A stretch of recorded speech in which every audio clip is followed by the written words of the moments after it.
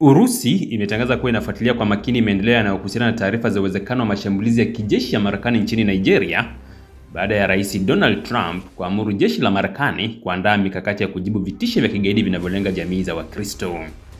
Wizara ya mambo ya nje ya Urusi imeitaka Marekani kufuata sheria za kimataifa na kuzingatia mipaka ya mamlaka ya nchi nyingine. Moscow imesisitiza kuwa inachunguza kwa karibu hatua na matamko yote yanayohusiana na mpango huo unaotajwa kuhusiana na ulinzi wa dini. Kwa upande wa Nigeria, serikali imesisitiza kuwa haina sera ya mateso ya kidini na kwamba ina wajibu wa kikatiba kuhakikisha uhuru wa kuabudu na utawala wa sheria. Nchi hiyo yenye idadi kubwa zaidi ya watu barani Afrika imekumbwa na mizozo inayohusisha makundi yenye misingi ya kidini na kikabila ambayo yamesababisha vifo vya raia wa dini zote bila ubaguzi.